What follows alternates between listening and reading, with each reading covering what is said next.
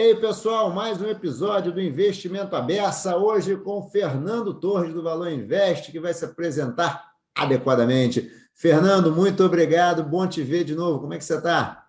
Tudo bom, Hudson? Obrigado aí, obrigado pelo convite, um prazer estar aqui com você. Você pediu para eu me apresentar, né? A gente Por que... favor, fala um pouquinho de você aí. Quem é Fernando Torres? Pois é, eu sou jornalista, né, de formação, já estou nessa área de jornalismo econômico, sempre fui do jornalismo econômico faz 20 anos, então o dia entrega, né? Eu comecei a trabalhar na área, foi no dia 11 de setembro de 2001. Então, todo Ah, mundo você está brincando. foi por uma grande coincidência que foi por acaso, né? Eu estava na faculdade ainda, era o primeiro estágio que eu ia começar, mas marcou, né, a minha vida porque foi naquele dia. Antes disso, eu tinha trabalhado um ano no Banco do Brasil, que eu tinha feito o concurso, ainda durante a faculdade, passei. Trabalhei um ano em agência mesmo, atendendo gente. Isso foi uma experiência bem rica aí para a minha vida, porque eu trabalhava ali perto do Largo 13 de Maio. Para quem não conhece São Paulo, é uma região bem popular. E então conheci bastante de vida real, assim, de ter uma vivência ali de produtos, serviços bancários, tal, que depois de alguma maneira me ajudou nessa carreira de jornalista. Então eu comecei num site que chamava Panorama Brasil, que depois incorporou a marca DCI, do Jornal Diário de Comércio e Indústria, também um jornal de economia antiquíssimo aqui de São Paulo, cobrindo sempre finanças, mercado de capitais, crédito, investimentos. E aí eu fiquei uns 5, 6 anos lá e depois fui trabalhar no Valor Econômico. Comecei na época no site do Valor, e que era bem dividido, né, aquelas coisas, marcações. Aí eu fiquei um ano e meio ali, depois eu fui para o impresso do Valor Econômico, e aí cobrindo o que é uma editoria que a gente chama de editoria de SA, cobrindo temas de companhias abertas. Então, regulação Caderno de Empresas segmento. aqui, né? Hã? Caderno Empresas, né? Então, é que antigamente tinha um caderno, tinha o caderno EUE, que não era o EUE fim de semana, era o quarto caderno, que misturava investimentos e temas de SA sobre empresas. Então, assim, Lembro. se fosse as empresas mais o produto, o investimento, saía no caderno B, que é de empresas. Quando era uma questão, uma briga societária, uma questão de IPO ou coisas do tipo, tal, aí ia para o caderno no EUE. E aí, nesse EUE, a gente também cobria questões assim, transsetoriais, por exemplo, governança corporativa, coisas de contabilidade, quando a gente fazia o balanço dos balanços, você fazia um resumo de como é que foi o desempenho das empresas. Então, eu fui me especializando nessa área aí de mercado de capitais. Cheguei a fazer concurso para a CVM, passei, mas não fui trabalhar. Cara, você fez dois concursos públicos, passou em um e foi, no segundo passou e não foi. Isso. E aí, eu achei que não fosse passar, achei que só queria me testar, assim, na verdade, para saber se um dia, se eu quisesse, né, como é que ia ser. Eu acabei fazendo um mestrado em contabilidade, que foi uma área que me especializei, então uma peça difícil de achar essa combinação de jornalismo na faculdade de contabilidade, lá na FEA, né? E foi uma experiência bem legal e me ajudou, né, a ficar mais seguro sobre as coisas que eu estava fazendo, os temas de cobertura. Eu acho que, embora não pareça, né, tem uma relação grande entre jornalismo e contabilidade, porque as duas são maneiras de divulgar informações. Então, você é um trabalho de comunicação, né? Se for pensar contabilidade, não o registro no razoanete, mas como uma prestação de contas para o investidor, do que aconteceu com a empresa, como é que está o desempenho dela, o que eu deveria destacar dos temas mais importantes, tal. No fim, é um instrumento de comunicação da empresa com seu investidor externo, que deveria e que é feita com uma linguagem específica. E a linguagem, sei lá, é o IFRS, são as notas explicativas. Então, eu acho que tem uma certa analogia aí e foi uma experiência interessante. Bom, e aí, para também não tomar muito tempo aqui com o currículo, né, que eu não estou em entrevista de emprego, mas E aí, assim, bom, eu estava lá no Valor, me especializando nessa área, escrevendo algumas matérias sobre isso, tentando me valer aí desse conhecimento de mercado de capitais e contabilidade para produzir matérias e tal. E aí surgiu uma oportunidade de a gente desenvolver o que hoje é o site Valor Invest, né? Então, eu era um repórter, estava lá na editoria de SA e surgiu esse projeto, essa ideia, e aí eu comecei a coordenar junto com a Vera Brandmart, que era diretora de redação, também com a Raquel Ballarin, que também era editora executiva lá do site, pensar aí como é que a gente conseguiria fazer um portal de educação financeira e investimentos para a pessoa física. E aí a gente acabou usando uma marca que era a Valor Invest, que a gente já tinha usado para uma revista mensal no Valor antigamente, era uma revista que saía, e era uma marca que já estava registrada, mas a gente pegou, fez uma outra abordagem com ela. A gente repaginou a marca e tal.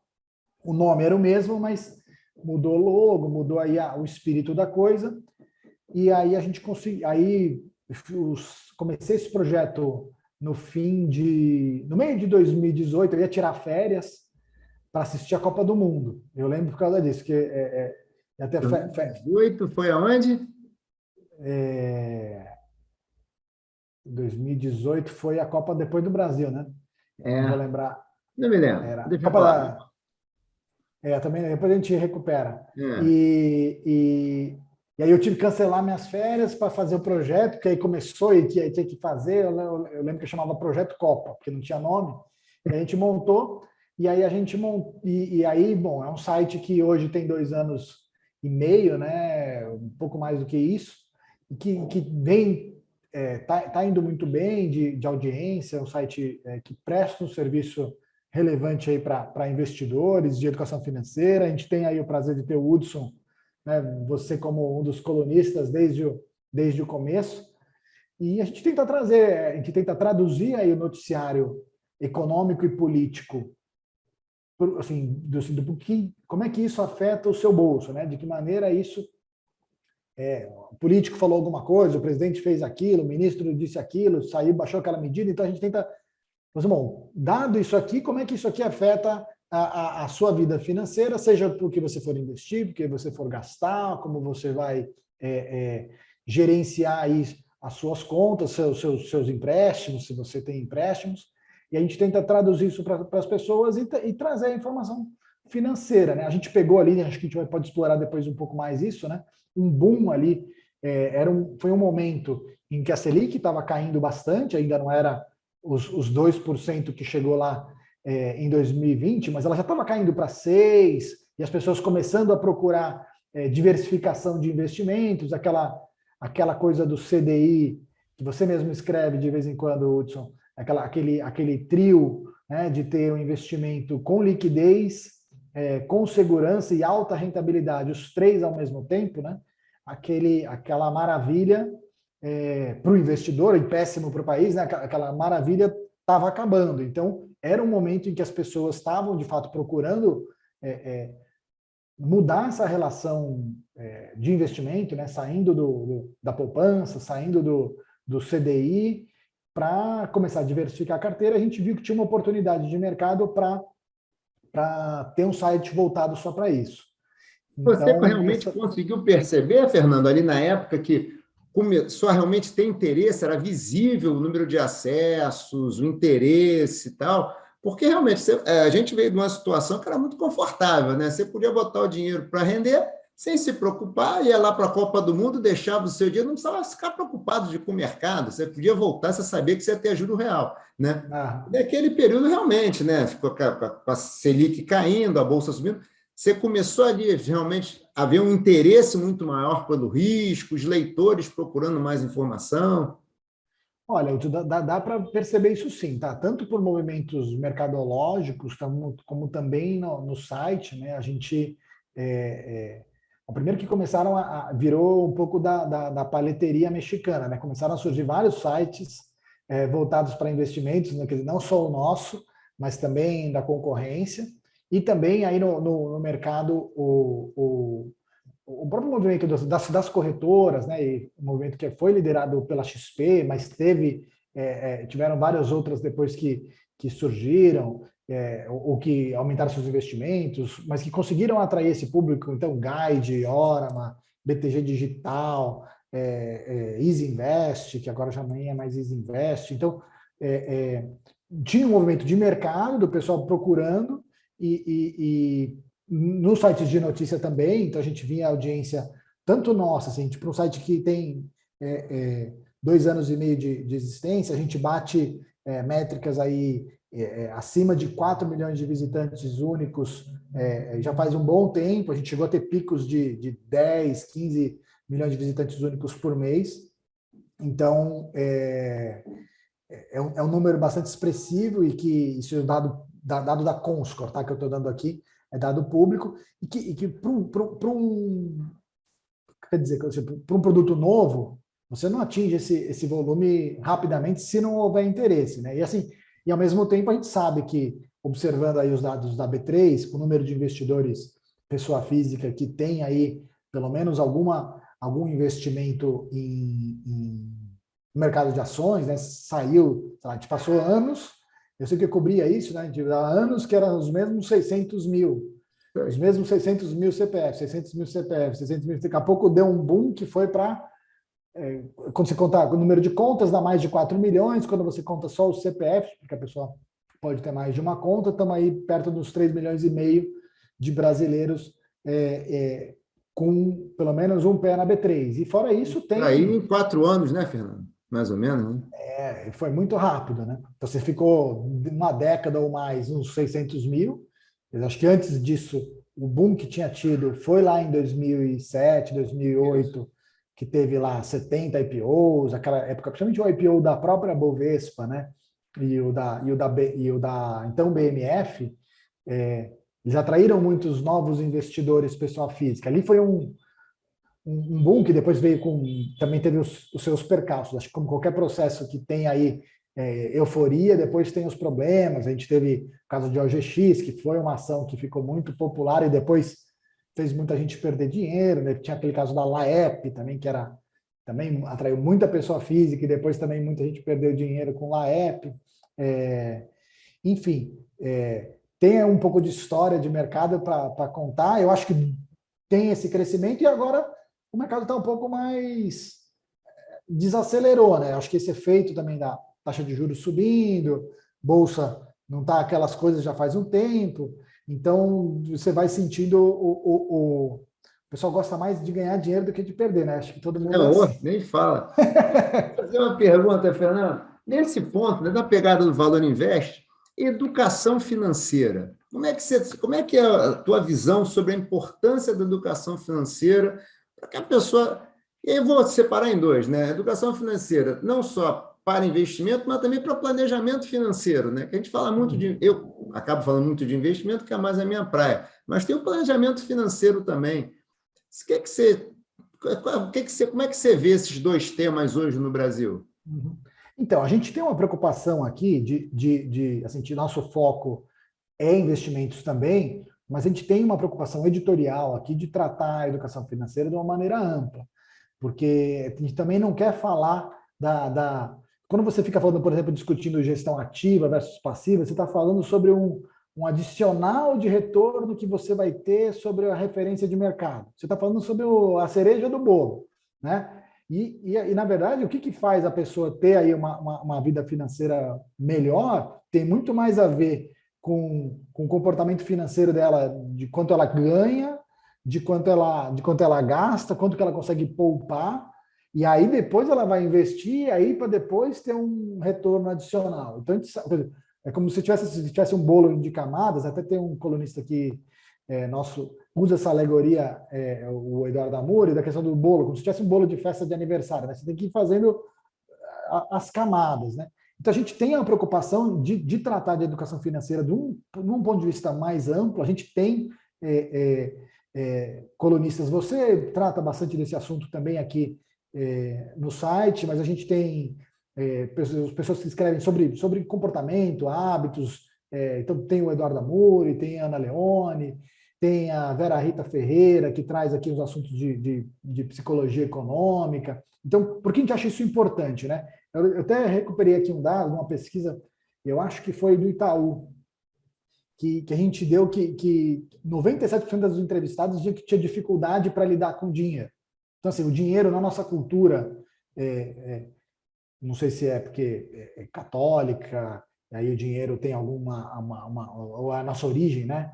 Essa origem de o dinheiro ser um tabu, a gente não fala sobre isso, né? E aí tinha um dado que 97% dizia que tinha dificuldade, o outro dado é que 49% tinha medo de pensar em dinheiro para não ficar triste.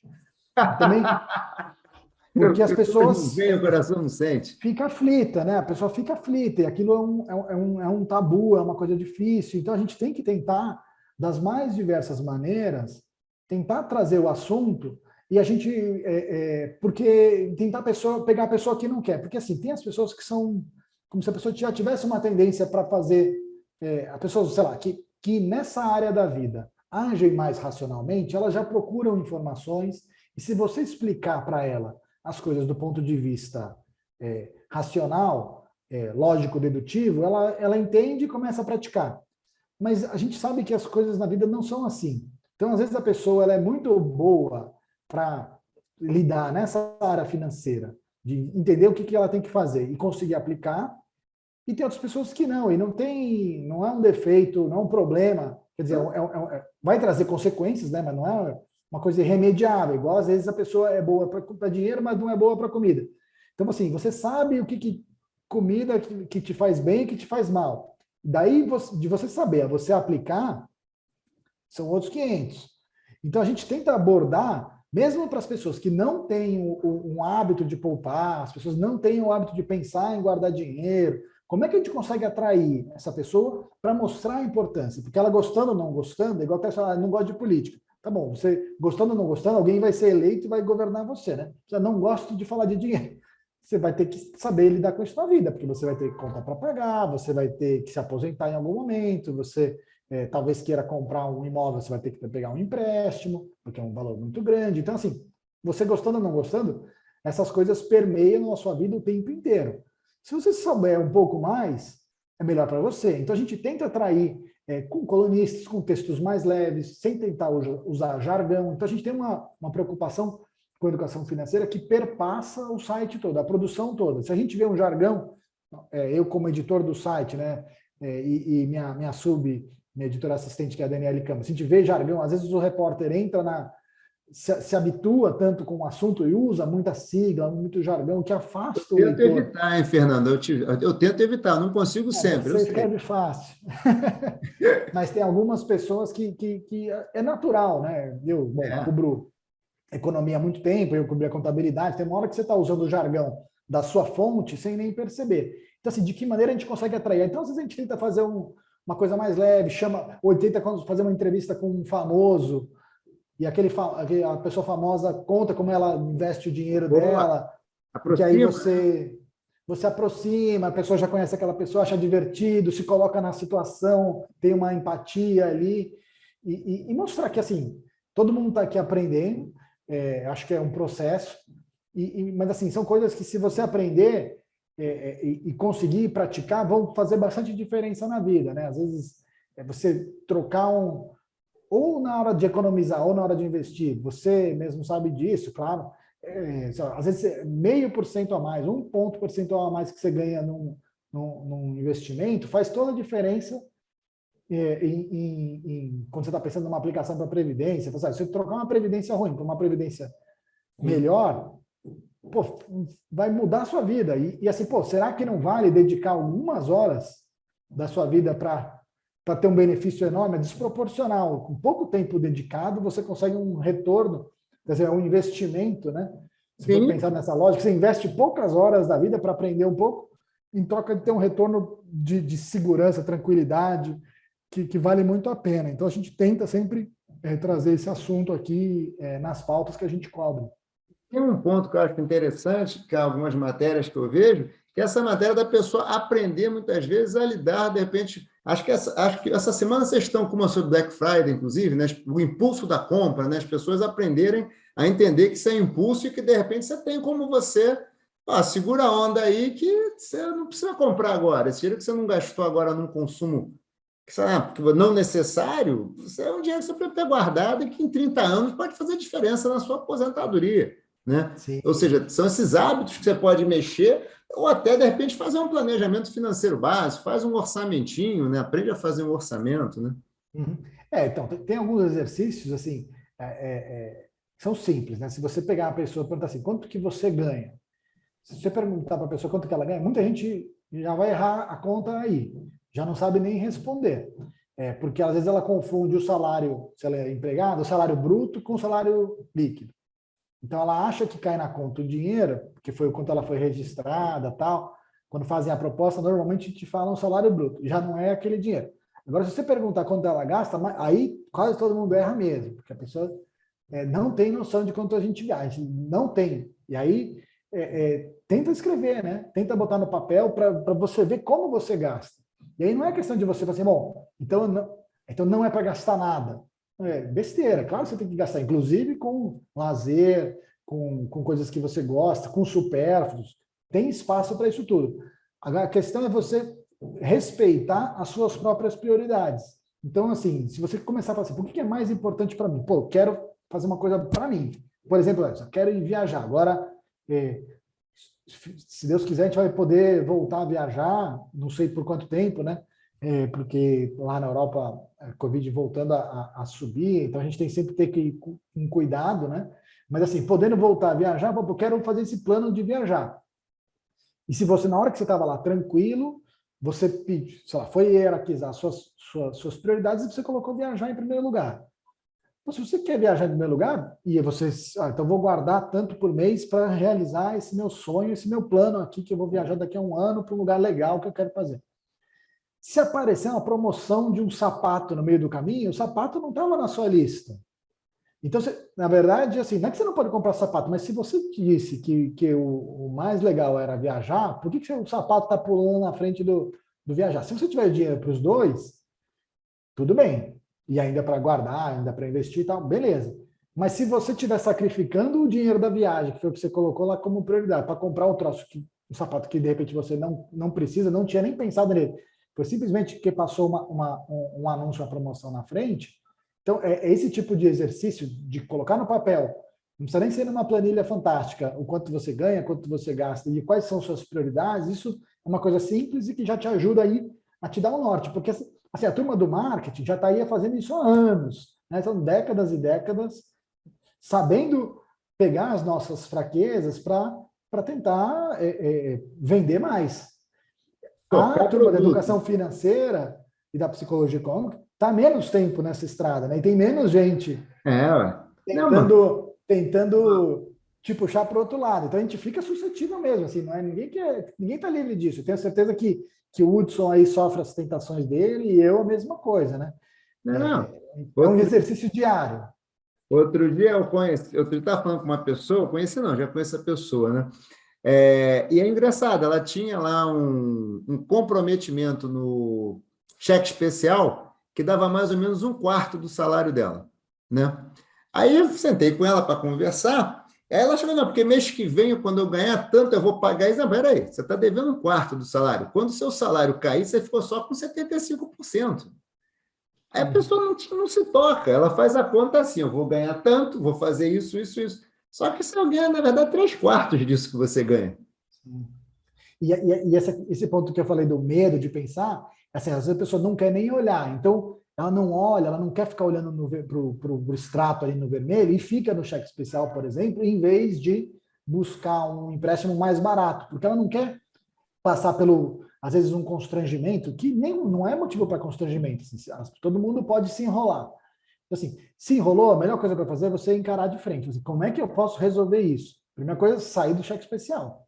Cartão de crédito rotativo e cheque especial não pode ficar, porque é muito caro. E mesmo para quem está nessa situação, se você respirar fundo, vai lá no seu banco, na sua fintech, onde for, tentar conversar. Você, quero trocar isso aqui para um empréstimo mais barato para eu pagar parcelado. Me ajuda. Tenho certeza que você vai ser atendido, porque se você ficar no cheque especial, é muito difícil de sair. E esse caminho da renegociação, da troca por um empréstimo mais barato, é muito mais fácil. Muito melhor, muito melhor. Fernando, mudando um pouquinho de assunto, como é que você está vendo a reação dos investidores a esse sobe e desce? Que assim, a gente veio de um nirvana, né? Eu sou um cara velho, estava assim, bom, que bom. O Brasil agora está indo para o risco, as pessoas estão comprando risco. Realmente, tinha um equity premium aí, por um bom período a gente estava com a bolsa batendo a renda fixa, né? Mas aí a coisa veio degringolando, né? Ladeira abaixo. Me lembro quando eu era pequena, eu estava na casa da minha avó, que morava numa pirambeira, meu pai chegou, eu estava vendo ele lá embaixo, né? Aí eu fui correr para abraçar meu pai, levei um tombo, mas eu desci aquela pirambeira inteira, assim, foi mais ou menos a sensação. Cheguei todo machucado lá embaixo. Como é que você está vendo esse negócio, hein? Então, o que a gente observou, né, Hudson, a gente comentou um pouco atrás aqui, falando sobre as pessoas indo para a bolsa, diversificando o risco, e a gente observou também, não só em bolsa, né, mas se você olha os fundos de investimento, né, o pessoal alocando uma parcela maior da carteira em fundos de ações, em fundos multimercado, em no exterior. No exterior virou uma febre, né? Em É. fundos de renda fixa de de prazo mais longo, que oscila mais. E o que dá para dizer que a gente viu? Né? Isso aconteceu durante um bom tempo. É o que todo mundo recomendava fazer e deu resultados, deu frutos, né? E estava com um desempenho melhor, principalmente porque a Selic estava lá em 2%, então realmente 2% ao ano é quase nada, né? E perdendo de inflação, e era quase que mandatório fazer essa diversificação. Acho que, como em todo o processo, quando tem um boom assim, tem gente que vai na alegria, porque, não, eu sou arrojado, eu não tenho medo de perder, Um monte de ninguém tem gente medo virou de arrojado ganhar, de um né? dia para o outro, né? De um mês para o outro, um monte de gente virou arrojado, agressivo, né? São duas as duas mentiras próprias, a pessoa se conta, né? Que ela é arrojada e outra que ela olha no longo prazo. É. Então,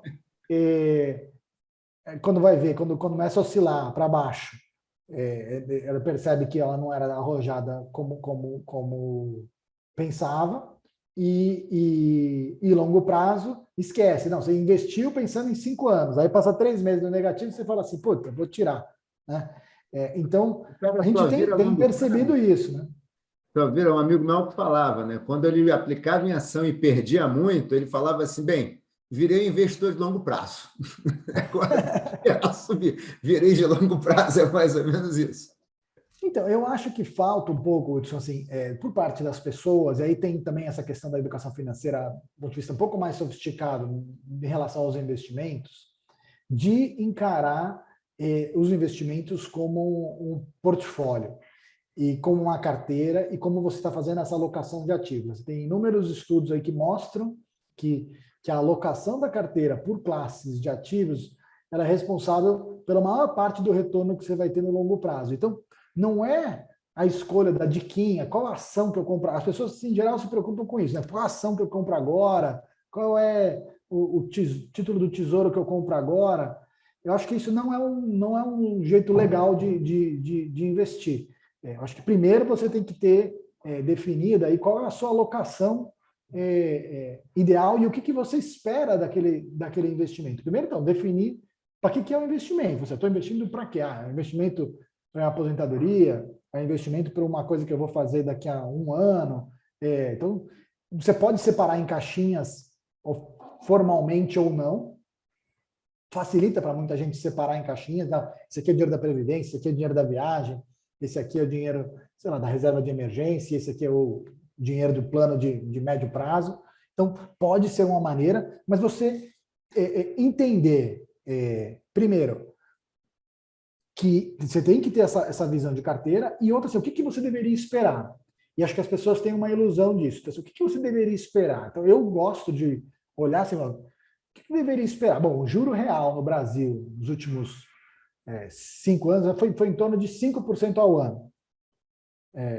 Ah, ou seja, acima da inflação. Olhando para trás. Isso. Então, a pessoa repôs o custo de vida e ganhou mais 5% ao ano real.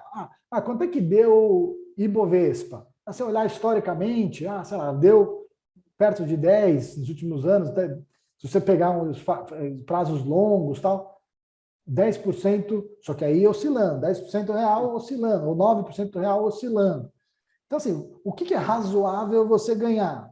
Aí você fala, bom, é razoável esperar que eu vou ter um retorno. Se eu tiver um pouco de renda fixa e um pouco de ações, alguma coisa nesse meio do caminho. Ou vou ter mais perto de... E agora, assim, esse 5% do juro real foi olhando para trás.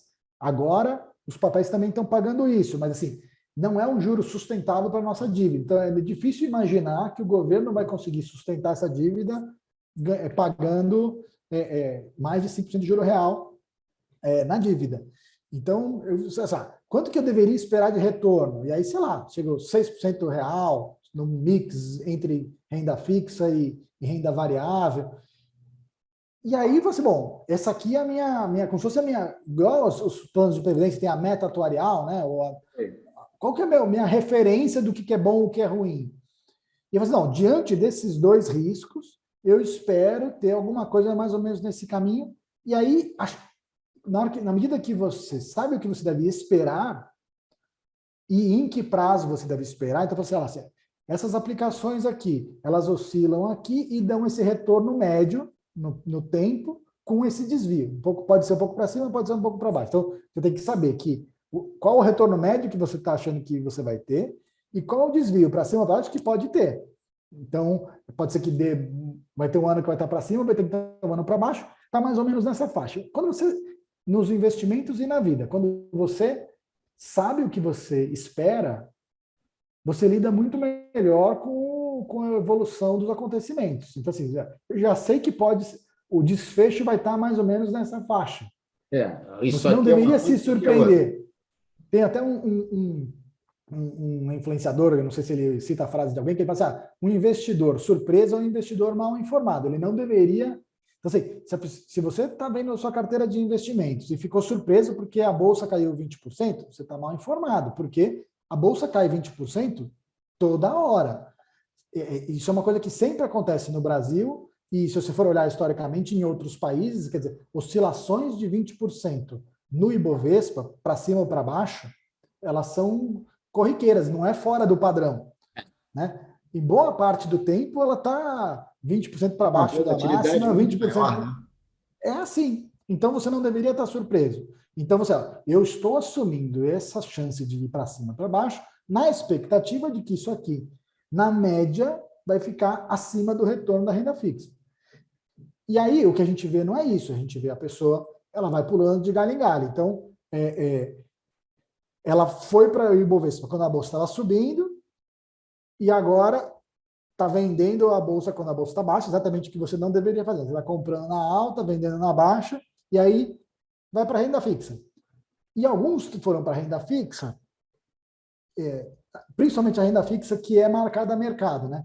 Porque tem a renda fixa que a pessoa não vê. Aí, naquela linha você tem um CDB e o seu banco te manda o retorno pela curva, né? Não mostra as oscilações de preço de mercado, você acha que está tudo bem, mas se você está no Tesouro Direto, que é equivalente a esse CDB, e ele oscila, você fica assustado porque ele oscilou para baixo e você acaba vendendo também no susto.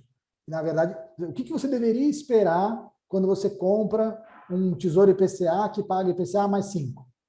Que até o final, o vencimento, ele vai te pagar 5 e que na média dos anos isso vai tender para o próprio retorno dos 5%. Vai ter ano que, quando ele subiu 20%, ninguém achou ruim. Quando ele cai 20%, o pessoal fala, puta, mas está caindo. O que você deveria esperar é o que você tem que... é o que você vai acabar encontrando na realidade. Né? É muito engraçado, Fernando. Você está falando, eu me lembro de uma aula que eu estava dando e tinha muita gente, muitos alunos, né, que eram gerentes de investimento de varejo afluente, né, que seria o Personalité, o Prime, esse segmento, né? Eu falava com eles, agora vocês estão vendendo o título longo e está todo mundo feliz, né? Que o título longo só está dando alegria, a taxa de juros está caindo, o cliente está comprando, está todo mundo feliz. Você está com o cliente, você está captando, o cliente está ganhando. Como é que você vai falar? O que você vai falar para ele quando a taxa começar a subir? E, óbvio que eu não achava que ia subir assim desse jeito, mas o que você vai falar com ele quando voltar a subir? Porque 2%, Para mim, pelo menos, me parece, eu sempre podia até ter justificativa por um momento, é óbvio, eu sempre digo, é muito fácil falar mal do Banco Central quando você não está sentado lá, né? Aí é Sim. fácil, ter opinião quando você está sentado lá é fácil, né? Mas 2% sempre me pareceu muito baixo. Em algum momento ele tem que subir, né? Né, eu não estou nem falando de 2%, mas a questão é essa: quando o título de renda fixa está subindo, eu nunca vi nenhum investidor reclamar, nunca vi ninguém pegar o telefone e ligar para a gente, mas por que essa renda fixa que era, sei lá, 5%, mas a inflação está dando 7, 8? Agora, É, quando cai, o cara liga, né? sim. Eu acho que assim, tem um processo aí também que os intermediários têm que ter cuidado, né? Então, assim, a sensação que eu tenho é que o processo que a gente chama de suitability, né, que é a adequação do produto a ser vendido ao perfil do cliente e a quanto o cliente entende daquele mercado, daquele produto de funcionamento, ainda tem muito para melhorar. Eu acho que a gente deveria se basear mais nele do que em regras de proibição. Ah, pode esse investimento, não pode aquele só para qualificado. Eu acho que eu sei que a CVM, como reguladora, tem uma preocupação aí de tentar evitar alguns tipos de risco aí para alguns investidores, mas eu acho que não deveria. Por outro lado, você dá mais responsabilidade ainda para o intermediário. Então, você não deveria proibir, mas você dá mais responsabilidade para o intermediário do que ele vai vender. E as pessoas também têm que assumir responsabilidade pelas decisões que elas tomam e entender que se eu posso ganhar 20, é porque eu posso perder 20. Se pode render mais, é porque pode render menos. Então, assim, entender esse equilíbrio das probabilidades, né? Que as coisas não são... Tipo, se tivesse um investimento que só vai render muito e só vai dar um retorno garantido, estava todo mundo comprando ele, rapidamente, ainda que você não acredite na hipótese do mercado totalmente eficiente, ele é minimamente eficiente, ele é um pouco eficiente. E isso seria rapidamente aproveitado pelos agentes de mercado de uma maneira que ia acabar desaparecendo essa oportunidade. Então, assim, não existe almoço grátis, como você escreveu outro dia, nem na renda fixa, né? Se você está aparentemente fazendo um negócio muito bom, e aquela maré pode virar contra você. E assim, isso significa o seguinte: então tem que voltar todo mundo para o CDI, porque o CDI vai agora está Selic 7,75, pode subir para 11%, o pessoal tenha projetado. Então todo mundo volta para o CDI? Acho que não também. Eu acho que parte dessa alocação, e eu gosto de ter uma referência, a Ambima, né? O Hudson trabalhou muitos anos lá, eles divulgam um dado, eles divulgam a carteira dos investidores de private, a carteira dos investidores de varejo alta renda e as carteiras dos investidores de varejo normal. E aí você percebe uma diferença de alocação muito grande. Então, o peso de produtos como poupança, fundos DI, o mesmo CDB, ele vai variando, é uma escadinha, né? Enquanto no varejo é altíssimo, sei lá, 2/3 da carteira, depois no varejo alta renda é um pouco menor, e no private, que conta com os melhores assessores do mercado, com gerentes aí muito experientes e que é um mercado muito competitivo, quer dizer, se você começa a ter uma carteira com mau desempenho para um investidor multimilionário, ele rapidamente vai trocar de assessor nesse mercado private, né, que são os multimilionários. Então, e eles não investem nesses produtos, eles investem em outros produtos. Então, assim, como é que você que está ali mais para baixo, olha para cima e fala assim, bom, o cara que tem mais dinheiro do que eu, como é que ele aloca a carteira, lembrando no que eu tinha te falado? Não qual ação que ele está comprando ou não, mas como é que ele aloca a carteira dele em classes de risco? Você vai perceber que eles têm fundos multimercado, fundos de ações e ações numa parcela muito maior do total do portfólio do que o pessoal do varejo de alta renda e muito mais do que o pessoal do varejo. E outra coisa que também dá para perceber, que eu acho que também, para todo mundo que tem uma lição de humildade aí, eles investem muito via fundos. Você, será que cada um de nós, sozinho, na nossa casa, tendo outra profissão, será que se a gente fizer tudo sozinho, a gente vai ter um desempenho acima da média do mercado? Eu tendo a achar que não. ou poucas pessoas vão conseguir fazer isso. Então, assim, tá, você pode simplesmente ir para uma estratégia mais passiva, do tipo, vou seguir a média do mercado, seja na renda fixa ou na renda variável, vou fazer essa alocação de ativos e, na verdade, eu nem estou preocupado em ganhar o mercado, mas se você quiser ganhar da média do mercado, eu acho que você, investidor pessoa física, recorrer a fundos com gestores que têm mais tempo de dedicação, conhecimento e equipe para olhar para isso, a chance de você conseguir eu acho maior. Eu também acho. Às vezes as pessoas dá para aula de finanças, né? As pessoas acham que eu sei muito, né? Porque eu estou dando aula, né? As pessoas têm essa sensação de que você não se prepara, né? Você é um iluminado, né? Você estuda para dar aula, na verdade é isso. Professor, eu aplico a fundos. Eu não tenho tempo, porque enquanto eu estou dando aula, o mercado está rodando. Eu não estou olhando o mercado agora, eu não sei o que está acontecendo, né? Entendeu? E eu não tenho uma equipe, eu não tenho um terminal aqui me dando informação, não tenho um analista me dando um research pronto, um relatório bonito, economista, chefe, me dando por cenários macroeconômicos. Eu não tenho nada. Como é que eu vou ver? Como é que eu vou competir com um gestor profissional que está lá sentado no fundo, pilotando um fundo de investimento, com uma equipe que não pilota sozinho, né? Esse negócio do gestor gênio também não existe, ou se existir, não é muito bom, né? Sim. Eu acho que é por aí, é uma questão de lógica, né? Claro que se você, até às vezes a gente brinca, lá no conversa com o Marcelo D'Agosto, que trabalha lá com a gente também, e escreve lá para o Valor, eu falo assim, às vezes você quer ter um investimento direto, comprar ação, tá? Você tem uma história para contar, estou comprando aqui a cripto tal, estou comprando a ação da tal, você contar no churrasco, mas assim, não, faz isso como um pedaço pequeno do seu portfólio, mas deixa para de repente testar a sua habilidade de escolher bons casos, se você gosta, né?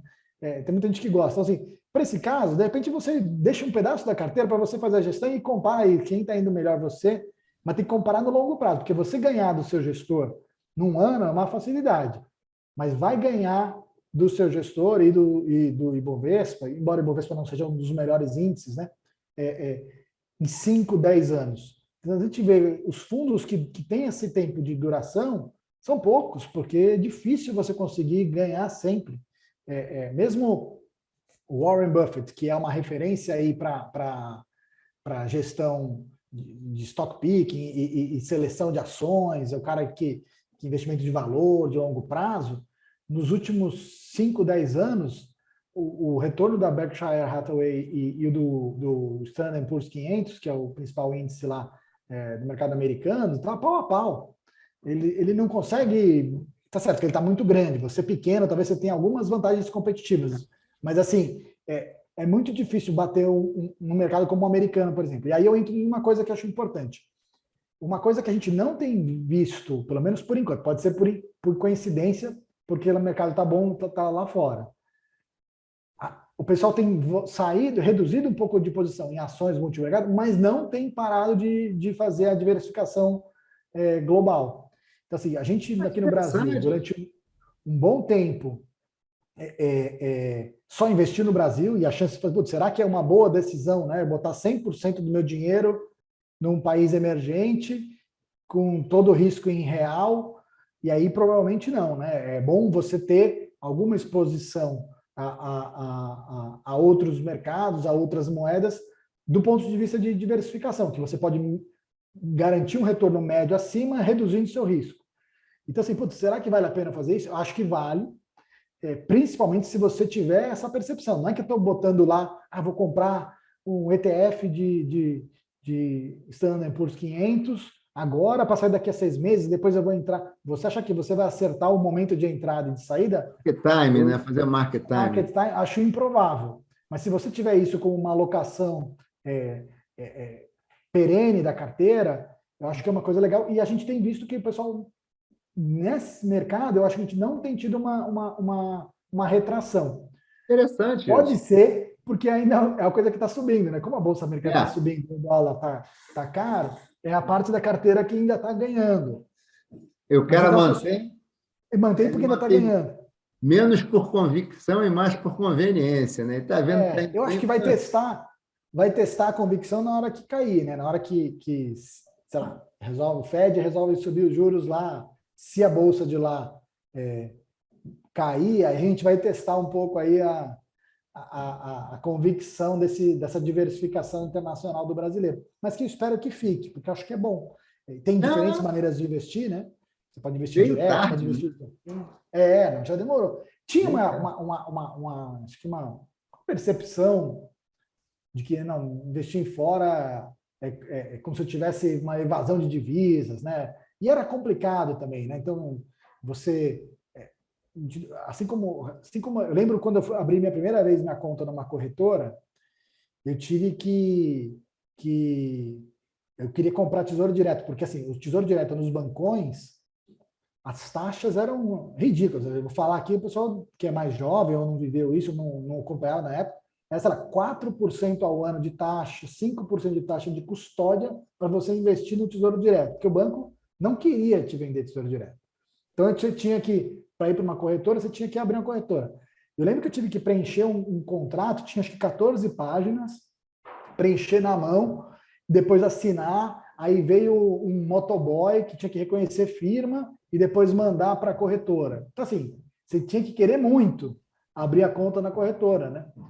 E aí eu demorei para fazer, acabei fazendo, deu certo, consegui, tive chance, uma oportunidade ótima. Comprei algumas, na época NTNB, né, Tesouro IPCA+, que pagavam IPCA mais 8%, mais 9%, cheguei a comprar, que foi um dos melhores investimentos que eu fiz na vida. E para investir no exterior era difícil, eu tinha que fechar câmbio, mandar fazer uma transferência internacional para uma conta, você tem que botar um código.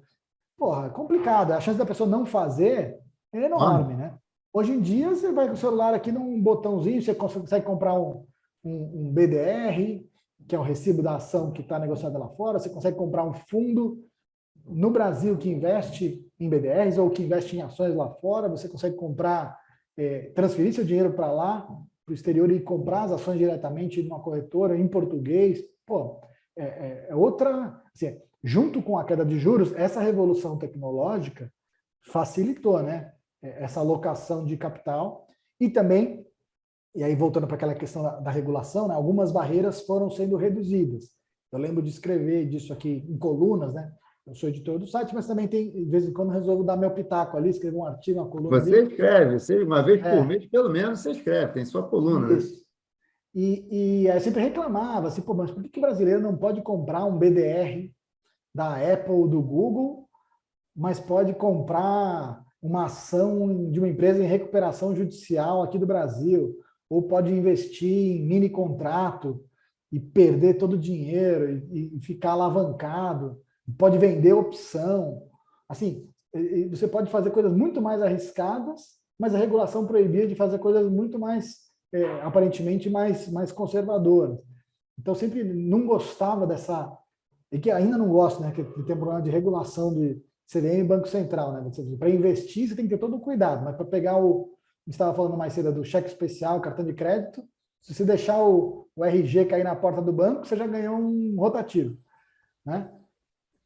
E aí não tem importância, a pessoa não sabe fazer nenhuma conta simples de matemática, mas vai entrar num juro composto que ele não sabe nem como funciona. Não, você tem uma assimetria regulatória para investir, para tomar dinheiro emprestado, que eu não gosto, né? E para investir é cheio de proteção, para tomar crédito pode tomar de qualquer jeito. Não, concordo. Fernando, infelizmente a gente está chegando aqui para o final, mas eu queria te fazer uma pergunta que a gente sempre, aquela curiosidade, né? Como é que você está vendo o futuro da mídia hoje, né? Porque a gente tem uma discussão antiga, né? Que, não, a internet vai acabar com a mídia tradicional. Tem uma discussão que não acaba, né? Houve um momento, alguns anos atrás, que era ali que deu certo. Não vai mais ter jornal, o papel vai acabar, ninguém vai mais ler livro, vai ser tudo e-book. O mundo, infelizmente, não está andando desse jeito. E você, né? Está aí dentro desse setor. Como é que você está vendo isso? O que você imagina aí? O que você aposta mais? Olha, eu percebo assim, acho que o jornalismo profissional, né, ele tem seu espaço. Ele tem e acho que vai continuar a ter. Então, existe uma demanda da sociedade que é clara por ter conteúdo feito por jornalistas profissionais, que não são... Hoje em dia, todo mundo consegue ter uma conta na rede social, ter um alcance muito grande, mas numa época que a gente vê tanta desinformação, fake news, coisas desse tipo, cada vez mais fica claro que existe demanda da sociedade por ter informações produzidas por quem tem um processo, né? Assim, os jornais, os veículos de comunicação, eles têm chance de errar? Tem. Mas eles têm um processo de apuração, um processo de como montar a história. Passa pelo subeditor, passa pelo editor, passa pela chefia de redação, e vai e volta. Você não publica uma coisa sem apurar, sem checar, sem ouvir os dois lados. Então, assim, não é a prova de falhas, mas ele tem um valor nesse processo e custa dinheiro fazer. Então, assim, tem que se descobrir novos modelos de negócio para sustentar isso. A gente tem um problema. Alguém tem que pagar por isso, Alguém tem que pagar por isso. Assim, tem alguns grandes veículos, principalmente internacionais, que escrevem em inglês, que estão conseguindo se estabelecer com uma dependência cada vez menor de verba de publicidade, aumentando o peso da verba da receita de assinatura. Para os veículos que não têm a demanda global, né, que não escrevem em inglês, isso é um desafio maior. A sensação que eu tenho é que tem alguns processos acontecendo. Então, assim, você perguntou do impresso e do digital. O impresso, ele cada vez tem uma penetração menor. Então, cada vez, todos os veículos, seja no Brasil, Estados Unidos, Europa, a tiragem do jornal impresso, ela diminui. Por outro lado, as pessoas assinam o digital, mas elas querem saber o que está no impresso. Então, a hierarquia... Qual que é o processo do jornalismo? Né? O jornalismo é um processo de seleção e hierarquização das informações. Então, você apura um monte de coisa, e aí você escolhe... Então, o repórter faz isso no sentido micro. Ele ouve várias informações, lê, apura, e aí ele escolhe o que vai entrar na matéria, o que cabe naquele espaço. E ele põe na ordem o que é mais importante no começo e o que é menos importante para o final, e o que é menos, nem vale a pena entrar, tudo que ele apurou, ele coloca na matéria. O editor da página faz a mesma coisa. Então, eu tenho várias matérias aqui, eu vou selecionar quais vão entrar, quais não vão entrar, e vou colocar o que eu acho mais importante no alto, o que é menos importante aqui para baixo, e o que for menor eu vou dar só uma notinha. E, do ponto de vista de capa, é o mesmo processo. Os editores que cuidam da capa e selecionam o que vai entrar na capa, de tudo que está aqui no jornal, o que é mais importante que eu vou dar mais destaque? Então, esse processo de seleção e hierarquização, pensando que você cada vez mais tem um problema de tempo, porque você tem muita informação e tem que saber o que é mais relevante para você, isso tem valor. As pessoas gostam de ter esse serviço. Você, putz, será que eu posso contar com alguém que me ajuda a escolher o que eu não posso deixar de saber? No fim, o jornalismo, o impresso, ele tem essa questão de organizar ali do que está na capa, do que está nas primeiras páginas e como que as matérias são apresentadas, que é diferente de um feed simples de notícia que você vê, sei lá, na sua timeline, na sua rede social, que tudo mais ou menos tem o mesmo peso.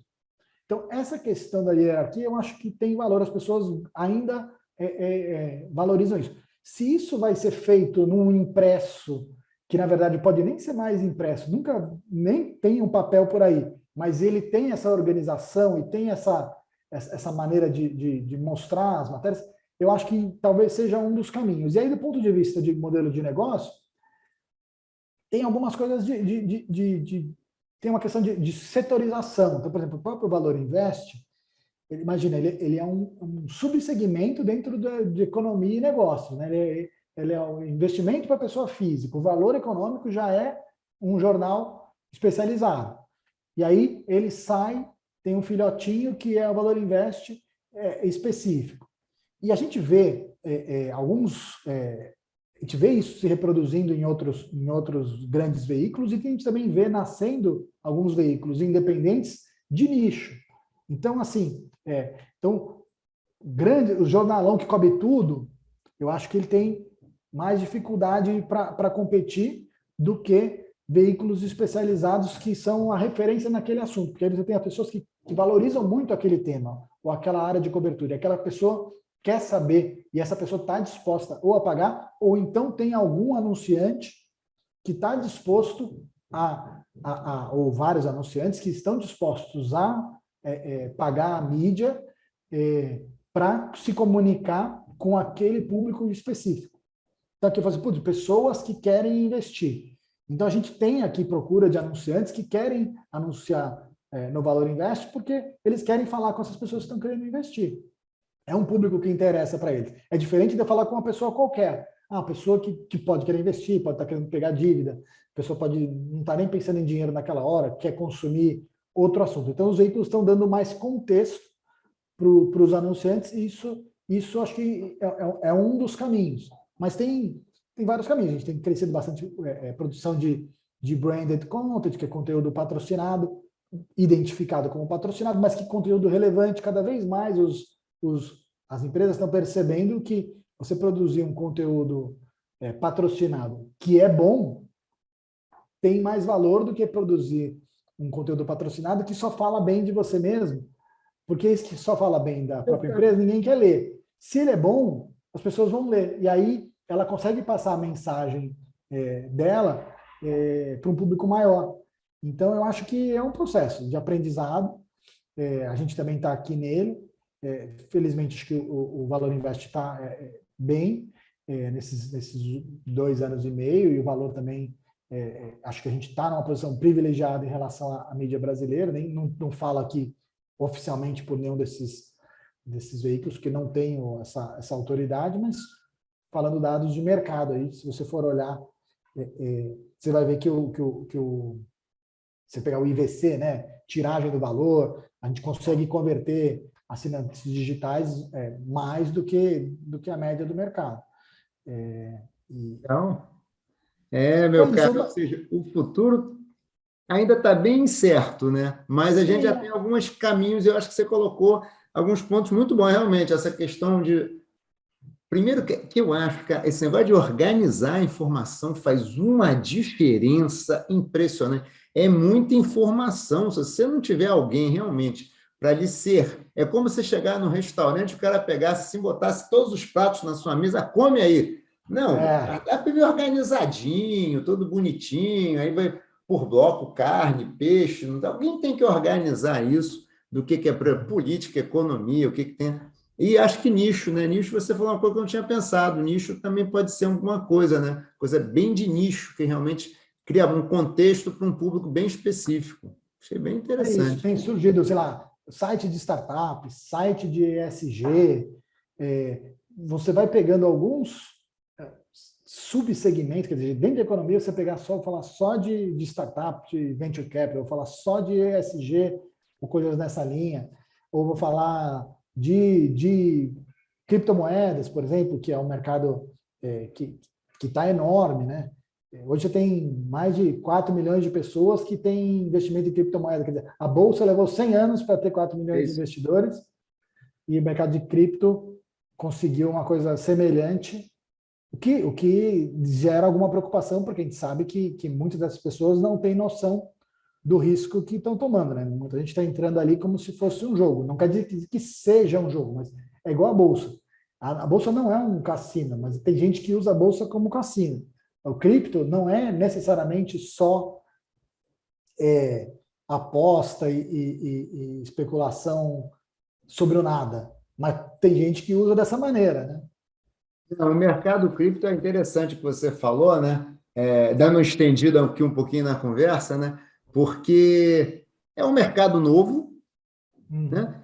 É um mercado de risco, e aí, de repente, a gente pega um país que nunca gostou de risco, começou a gostar muito recentemente, e em pouquíssimo tempo ele já tem 4 milhões de pessoas. A Bolsa demorou décadas. Eu me lembro do programa da Bolsa vai à praia, Bolsa vai à praça, e ninguém é na Bolsa. Mariano. Ia nos lugares, mas ninguém é na Bolsa, né? E agora o cripto não tem nem regulação, mas está aí. E não tem nada contra. Inclusive, já fiz programas aqui sobre cripto com pessoas que entendem muito, não é nada contra, mas é que é um negócio que espanta, né? Porque eu mesmo tinha uma história, por exemplo, que uma pessoa que sempre gostou de bolsa, aí levou um prejuízo com bolsa daqueles que não recuperou.